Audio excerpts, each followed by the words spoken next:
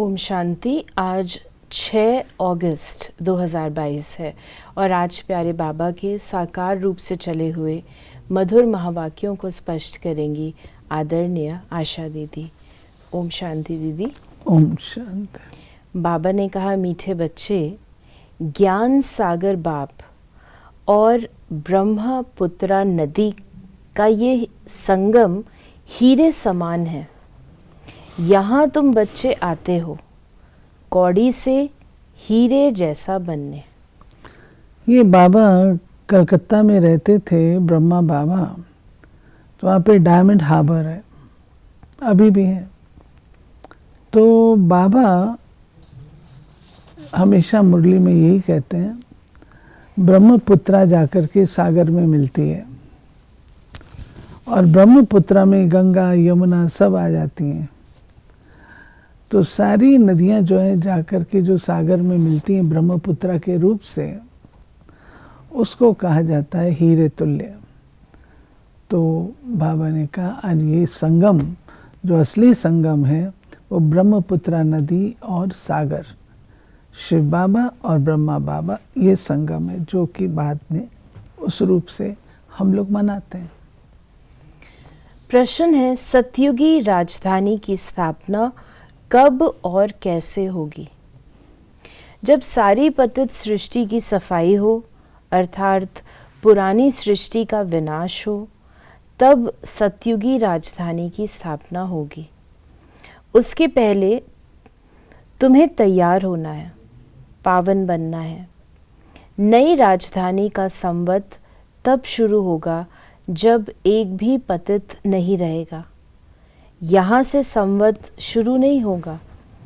भल राधे कृष्ण का जन्म हो जाएगा, लेकिन उस समय से सतयुग नहीं कहेंगे। बाबा ने स्पष्ट किया है कि जो नई सृष्टि का आरंभ है, जो संवत है, वो राधे कृष्ण के जन्म से नहीं होता है। यानी दूसरे शब्दों में सतयुग का आरंभ हम श्री कृष्ण के जन्म से नहीं मानते हैं। वो है श्री लक्ष्मी श्री नारायण के रूप से, जब वो राजगद्दी पर बैठते हैं, कोरोनेशन होता है, तब से। जब वो लक्ष्मी नारायण के रूप में राजगद्दी पर बैठेंगे, तब संवत प्रारंभ होगा। तब तक आत्माएं आती जाती रहेंगी। ये सब विचार सागर मंथन करने की बातें हैं। यानी जब तक श्री कृष्ण से राधे गद्दी पर बैठे, तब तक आत्माओं का जाना लगा रहेगा। यानी जो कहते हैं कि एक साथ सभी जाते हैं, वो उससे नहीं, ऐसे नहीं, एक साथ मेजॉरिटी चले जाते हैं। जो कहावत है एक साथ जाते हैं, वो मेजॉरिटी चले जाते हैं। बहुत थोड़ी आत्माएं शेष बच जाती हैं जो कि अंत तक रहती हैं। यानी जब तक लक्ष्मी नारायण गद्दी पे नहीं है तो भी आना जाना चलता रहेगा। गीत है, यही बहार है।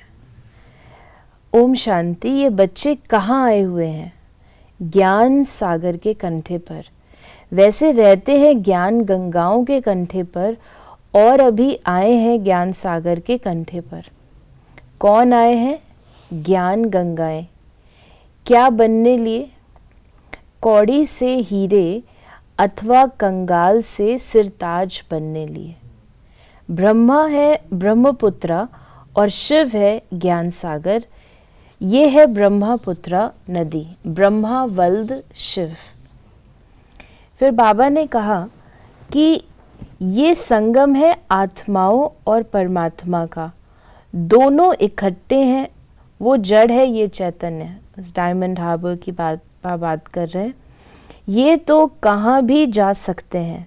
तो बच्चों को हमेशा ये समझना चाहिए कि ब्रह्मपुत्रा और सागर दोनों इकट्ठे हैं चैतन्य में। फिर बाबा ने कहा कि पहले तो ब्रह्मपुत्र निकलती है, फिर उनसे छोटी छोटी नदियां निकलती हैं। तुम जानते हो, नंबरवार पुरुषार्थ अनुसार कोई बड़े हैं, कोई छोटे हैं। ये सब मनुष्यों को हीरे जैसा बनाते हैं। ऐसा भी नहीं कहेंगे कि सूर्यवंशी ही महाराजा महारानी बनते हैं, नहीं। यथा राजा रानी तथा प्रजा, तुम सबका जीवन हीरे जैसा बनता है। जो स्वर्ग के लिए थोड़ा भी पुरुषार्थ करते हैं वो हीरे जैसा बनते हैं। ये बाबा कहते हैं कि सूर्यवंशी के लिए पुरुषार्थ करना कोई कम बात तो नहीं है, बड़ी बात है। तो उसको भले थोड़ा पुरुषार्थ करें, लेकिन उनको थोड़ा उसका उजूरा मिलता अवश्य है। सूर्यवंश का थोड़ी प्राप्ति बाबा जरूर करा देता है, चाहे अंत में कराए। फिर बाबा कहते हैं कि तुम बच्चे जब आते हो तो अंदर में जानते हो कि हम जाते हैं बाप दादा के पास, बाप ज्ञान का सागर है। फिर प्रवेश करते हैं इस ब्रह्म पुत्र अर्थात ब्रह्मा में। इन द्वारा हमको हीरे जैसा बनाते हैं। अब जो जितना पुरुषार्थ कर श्रीमत पर चले, ये भी जानते हो जहाँ तक जीना है वहाँ तक पुरुषार्थ करना है। बाबा ने कहा कि इम्तिहान की रिजल्ट तो विनाश के समय ही निकलती है। एक तरफ रिजल्ट निकलेगी, दूसरे तरफ विनाश शुरू होगा, फिर तो हाहाकार हो जाता है। बात मत पूछो, इसलिए विनाश होने के पहले, लड़ाई होने के पहले तैयार होना है। जो बाबा ने कहा कि एक तरफ रिजल्ट निकलेगी, एक तरफ विनाश होगा, इसको भी आप स्पष्ट करें। वो प्रत्यक्षता होगी ना, स्वयं रिजल्ट में की। प्रत्यक्षता होती जाएगी। हर एक को पता लगता जाएगा कि हम हमने ये क्या। बनेंगे, खुद ही समझ में आ जाएगा। खुद भी आएगा, औरों को भी पता लगेगा। आपको सूर्यवंश का ताज मिल रहा है तो मुझे भी पता लगेगा कि आपको मिल रहा है। अब सबको अपना पद और दूसरों का पद स्पष्ट हो पता जाएगा। लगेगा। समझना चाहिए बाकी और क्या समय होगा, और ये भी जानते हो कि जब हमारी राजधानी स्थापन होती है तो ये सारी सफाई भी होनी है। तुम पावन बनते रहते हो, वो है पतित। सब पतित खलास हो जाएं, हिसाब किताब चुकतू कर वापस चले जाएं। एक भी पतित न रहे तब कहेंगे पावन दुनिया। तुम इस समय हो पावन, परंतु सारी दुनिया तो पावन नहीं है, पावन बनेंगी जरूर। तो बाबा ने हम बच्चों को कहा कि देखो, ये विचार सागर मंथन करने की बातें हैं। सतयुग जब शुरू होगा तब संवत शुरू होगा, सूर्यवंशी डायनेस्टी का संवत फलाना, परंतु प्रिंस प्रिंसेस के नाम पर संवत कभी नहीं होता। बाकी बीच के समय में आना जाना होता रहता है। छी मनुष्यों को भी जाना है, कुछ न कुछ बचे हुए तो बाबा रहते ने ही। कहा प्रिंस प्रिंसेस के नाम से संवत नहीं होता, राजा के नाम से होता है, महाराजा के नाम से होता है, प्रिंस प्रिंसेस के नाम से। बाबा ने कहा, बाबा ने समझाया है, भगवान का तो चित्र नहीं निकाल सकते, बिंदी का फोटो क्या होगा, वो तो समझाने के लिए कहा जाता है स्टार। भ्रुकुटी के बीच चमकता है। कई बच्चियां भ्रुकुटी में टीका लगाती हैं। ये सुना हुआ है ना कि आत्मा का निवास भ्रुकुटी में है, तो स्टार लगाती हैं। सच्चा तिलक अगर कहें तो वो है। राजाई का तिलक फिर बड़ा होता है, वो स्थूल राज तिलक मिलता है। तुम बच्चों को ज्ञान आ जाता है कि हम आत्माओं को अब राज तिलक मिलता है। बाबा ने कहा कि परमपिता परमात्मा के रूप को भी देखा, समझा। जैसे आत्मा का साक्षात्कार होता है वैसे परमात्मा का भी होता है। कहेंगे जैसे तुम हो वैसे मैं हूँ। बाकी बच्चे को बाप का क्या साक्षात्कार चाहिए? आत्मा छोटी बड़ी नहीं होती। बाबा ने कहा सिर्फ महिमा और पाठ अलग अलग है और सबसे भिन्न भिन्न है, एक न मिले दूसरे से। वास्तव में ड्रामा की कुदरत कहें, क्योंकि बाबा ऐसे नहीं कहते कि मैंने ड्रामा बनाया।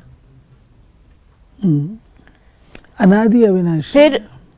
फिर प्रश्न उठेगा कि कब बनाया। इनको कहा जाता है कुदरत।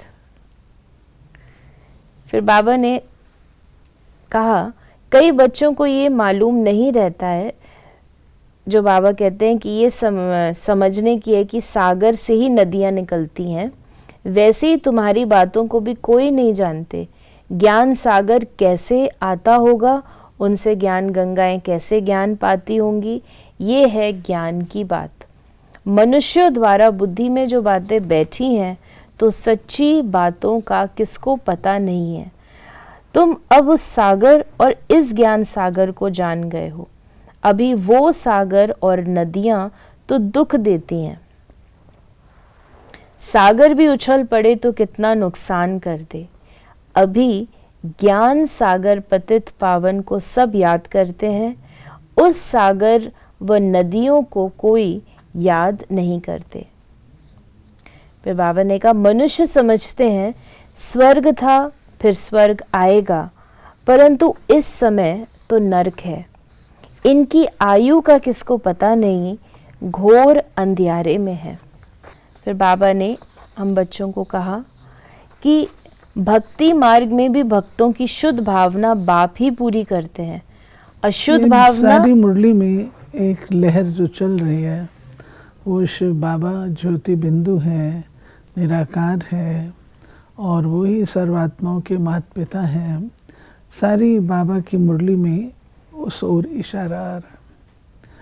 तो बाबा यहाँ पर भी कह रहे हैं जो आपने भी सेंटेंस पढ़ा, भक्ति मार्ग में भी भक्तों की मनोकामना शुद्ध भावना बाप ही पूरी करते हैं, क्योंकि वही दाता है। बाकी सब आत्माएं तो जन्म पुनर्जन्म के चक्कर में आती हैं, वही है जो अलग है, तो वही सबकी मनोकामनाएं पूर्ण करते हैं। आज का वरदान है, श्रेष्ठ और शुभ वृत्ति द्वारा वाणी और कर्म को श्रेष्ठ बनाने वाले विश्व परिवर्तक भव। जो बच्चे अपनी कमज़ोर वृत्तियों को मिटाकर शुभ और श्रेष्ठ वृत्ति धारण करने का व्रत लेते हैं, उन्हें ये सृष्टि भी श्रेष्ठ नज़र आती है। वृत्ति से दृष्टि और कृति का भी कनेक्शन है। कोई भी अच्छी व बुरी बात पहले वृत्ति में धारण होती है, फिर वाणी और कर्म में आती है। वृत्ति श्रेष्ठ होना माना वाणी और कर्म स्वतः श्रेष्ठ होना।